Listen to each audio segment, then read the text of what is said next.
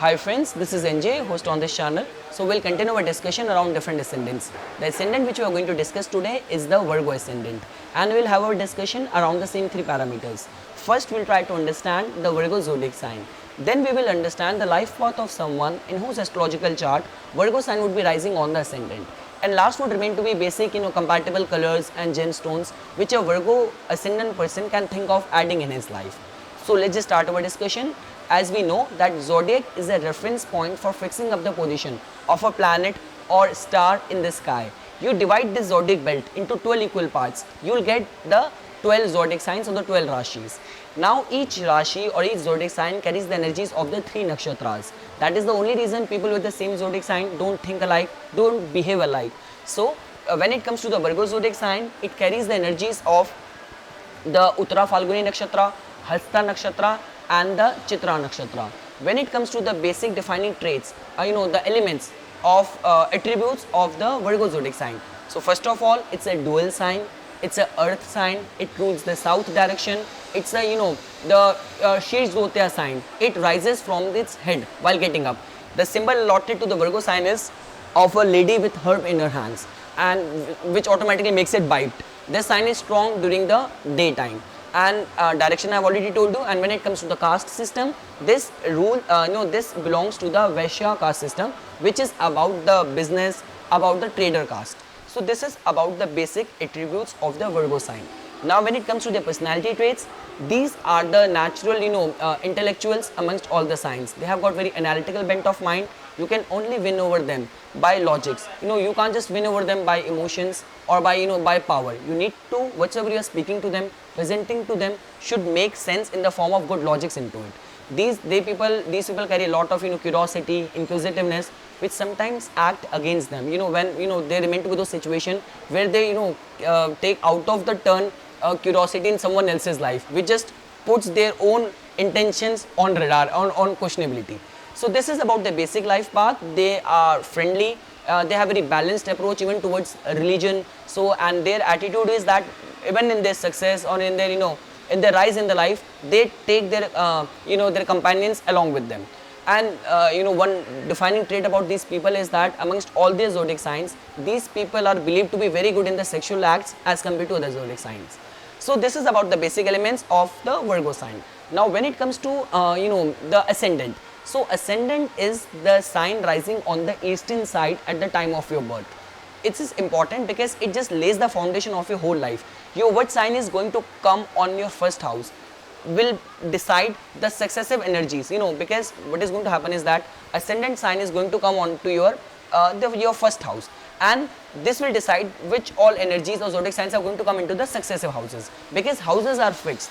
There is one house which tells about your children, there is one house for your spouse, there is one house for your career. But what kind of environment you'll get into the career, what kind of circumstances will erupt in your relationship with your spouse, that will be determined because of the ascendant.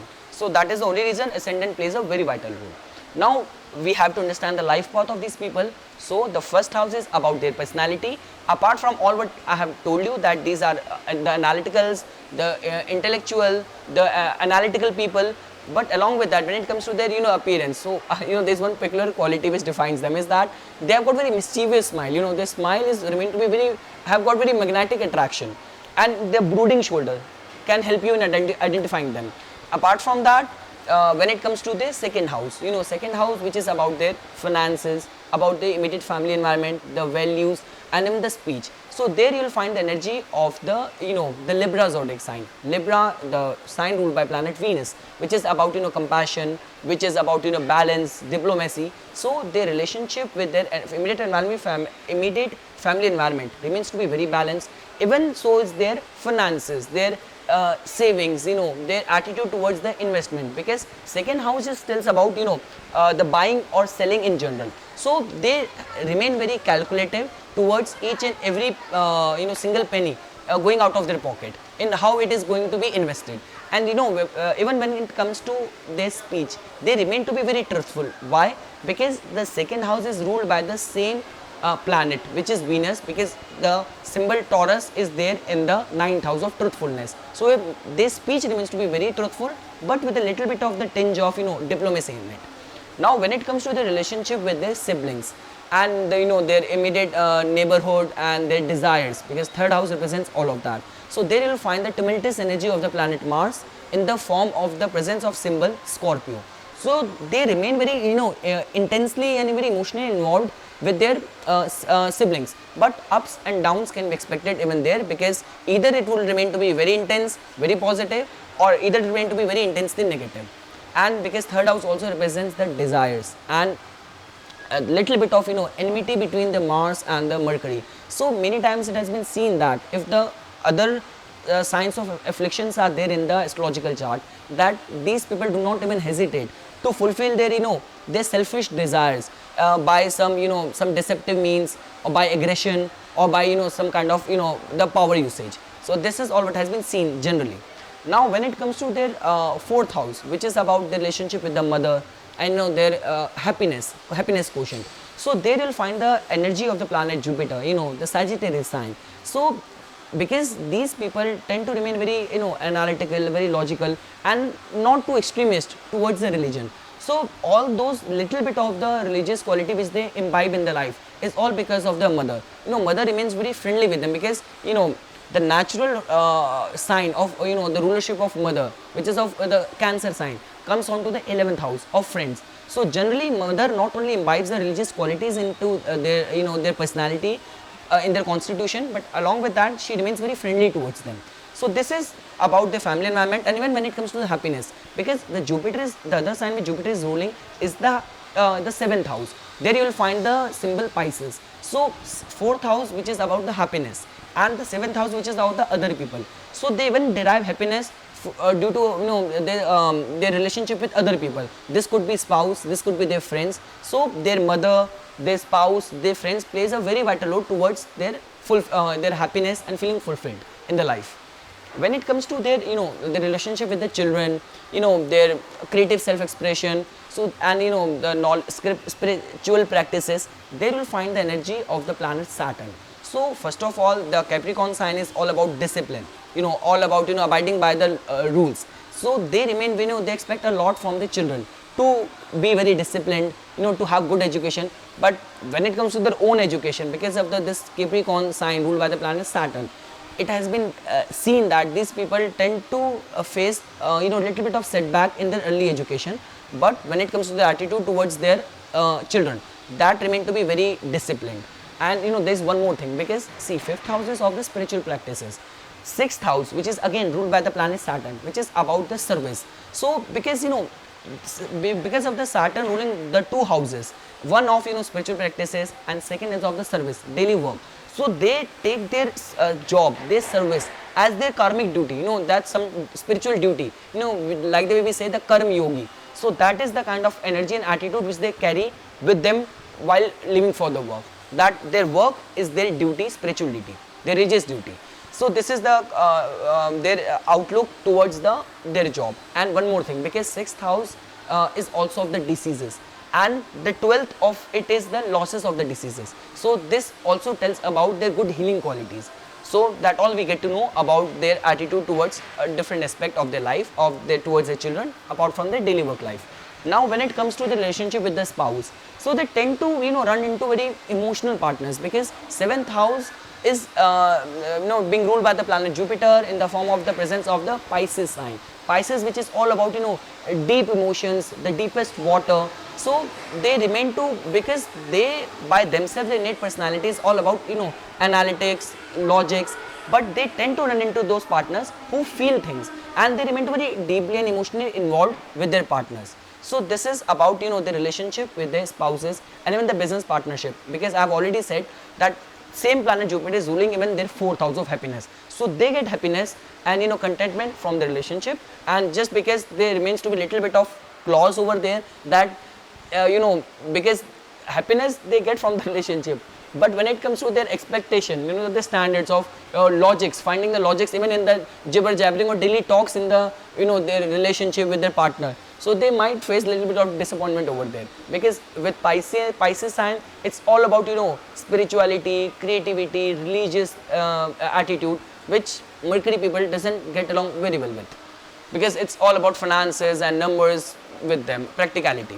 Now when it comes to their, the house of 8th house, which is about ups and downs, the in-laws, this the ability to do research. So they will find the energy of the planet Mars in the form of the Aries sign. So they remain very intensely involved, towards research, because Mercury in any case is all about curiosity, and the curiosity is going towards getting deep into finding out and extracting out the information. So they do very good in any of the occult practices or any of the research field.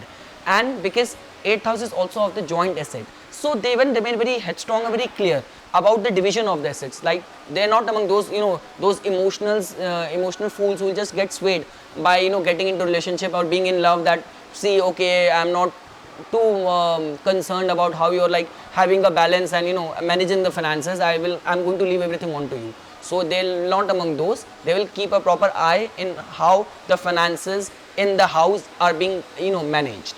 When it comes to their 9th house, so now you will find the energy of the Taurus over there in the 9th house. So 9th house, see, it's all about religion. So like the way I have already explained at the time when we were discussing about the Taurus sign. The Taurus is a sign devoted to the business, execution ability. So their their attitude towards religion and pilgrimage again remains to be very balanced. You will not find it to be among those who will get swayed away by the the religious beliefs and religious attitude, unless and until not giving them and serving the religion to them with a proper logical approach. They might not even take much interest into that, but yeah, they remain very spiritual. They take interest in the yoga practices and all of that, but blindly following any religion, that not remain to be a cup of tea of the Virgo people.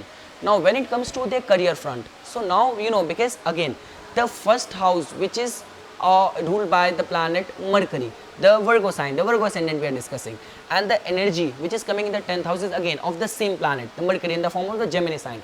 So first of all, first house is of self. The self is going in the same direction towards their career, their karmic path in this lifetime. So they tend to gain a lot while serving towards their career or fulfilling their duties in their life. And one more very important thing, because there you will find the energy of the Gemini sign. Gemini is all about the communication and writing skills. So first of all those financial, analytical abilities and all those occupations where good writing skills are required, the advertising, the financial, auditing, chartered accountants. So they can become very good in that. They can do very good in that. 10th house is also of the the career, your bosses. So they know how to handle their bosses, how to communicate with them, how how to write mails at work. So they do very good in all those spheres, and how to handle their bosses and how to handle the work environment.